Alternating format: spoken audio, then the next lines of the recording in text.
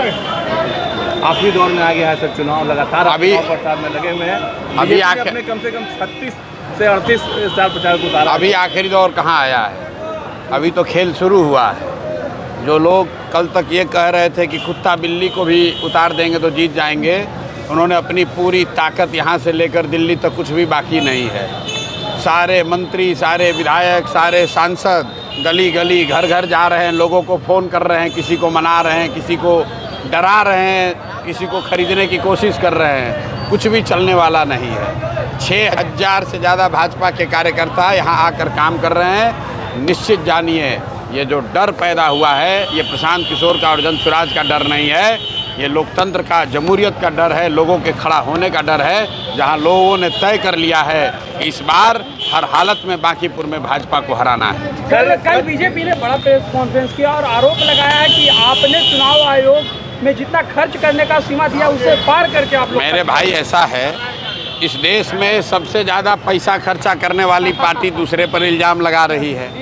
Election commission उनका, court उनका, प्रशासन उनका, तो कंप्लेन करने क्यों जा रहे हैं? खुद ही जा उनसे जांच करा लें, हमको पकड़ लें। आप ये बताइए कि अगर वो कह रहे हैं कि हमने गलती की है तो इलेक्शन कमीशन को कार्रवाई करने दीजिए। इसमें घबराहट की क्या बात है?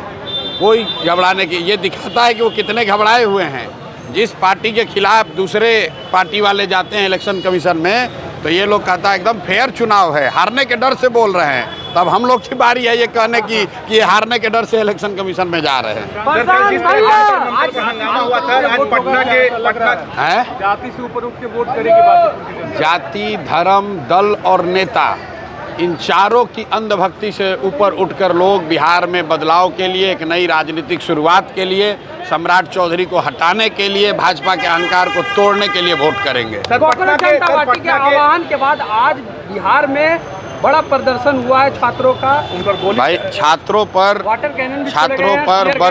बरसों से ये छात्रों का जो गुस्सा है उसको दबाया जा रहा है। बिहार में तो कम से कम युवा और छात्रों ने ये पिछले कई साल से देखा है, हर 4 महीने 2 महीने पे पेपर लीक होता है, कोई पकड़ा नहीं जाता है।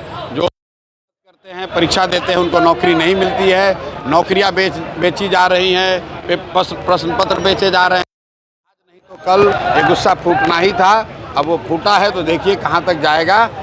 ये धरना प्रदर्शन जो रोड पर हो रहा है, ये रुकने वाला नहीं है। जितनी मेरी समझ है, ये अभी आगे और बहुत बड़ा रूप लेने वाला है। सर आज सर कांग्रेस और बीजेपी के कार्यकर्ताओं में जम के मारपीट भी हुई है सर आपस में। किसमें? कांग्रेस और बीजेपी के कार्यकर्ताओं। कहाँ पर?